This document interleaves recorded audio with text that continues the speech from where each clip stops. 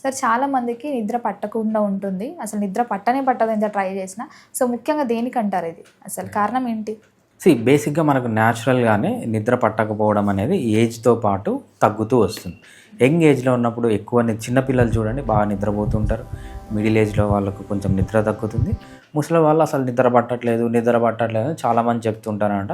నిద్ర పట్టినా కూడా వాళ్ళకి అంత డీప్గా ఉండాలి. అది న్యాచురల్ ప్రాసెస్. ఇన్ని రోజులు మనకు కొన్ని వందల వేల సంవత్సరాల నుంచి అలానే జరిగేది. బట్ ఇప్పుడు ఏమైంది అంటే మన అలవాట్లు. ఎప్పుడైతే మనం మొబైల్స్ వాడడం వచ్చిందో, ఎప్పుడైతే మనము ఈ ఎలక్ట్రిసిటీని ఇన్వెంట్ చేసామో, ఈ ఎలక్ట్రిసిటీని ఇన్వెంట్ చేయడము, మొబైల్స్ రావడం వల్ల నిద్ర ప్రాబ్లమ్స్ అనేవి చాలా ఎక్కువైపోయినాయి.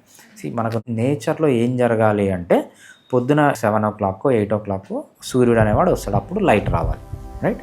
Evening 6:00, 7:00 dim అయిపోవాలన్నమాట. కానీ మనం ఏం చేస్తున్నాం, పొద్దునంతా ఇటువంటి చీకటి గృహాల్లో కూర్చుంటాం. లైట్కి ఎప్పుడైతే మనం ఎక్స్పోజ్ కావాలో, మన పూర్వీకులందరూ అడవుల్లోకి వెళ్ళేవాళ్ళు, పొలాల్లోకి వెళ్ళేవాళ్ళు, బాగా లైట్కి ఎక్స్పోజ్ అయ్యేవాళ్ళు. మనము లైట్కి ఏ టైంలో ఎక్స్పోజ్ కావాలో ఆ టైంలో ఎక్స్పోజ్ కావట్లేదు.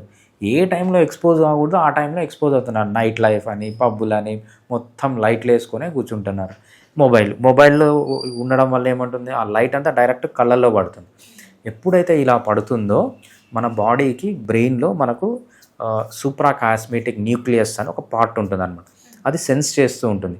ఏది పొద్దున, ఏది రాత్రి ఏం చేయాలి, నిద్ర తెప్పియాలి, పొద్దున ఏం చేయాలి, నిద్ర మేల్కొని ఇవ్వాలి అనేది అది మెయింటైన్ చేస్తున్నారు. దానికి కరెక్ట్గా సిగ్నల్ అందదు. ఏది రాత్రి, ఏది పొద్దున అని అది కన్ఫ్యూజన్లోకి వెళ్ళిపోయి మనకు నిద్ర లేకుండా చేస్తుంది అనమాట. సో ఈ సూప్రాకాస్మాటిక్ న్యూక్లియస్ అంటే ఏంటి, దానికి నిద్రకి సంబంధం ఏంటి, దానికి లైట్కి సంబంధం ఏంటి అని మనకు స్లీప్ అనేది సెకండ్ చాప్టర్ అనమాట. దీంట్లో స్లీప్లో మనకు క్లియర్గా ఇచ్చాం.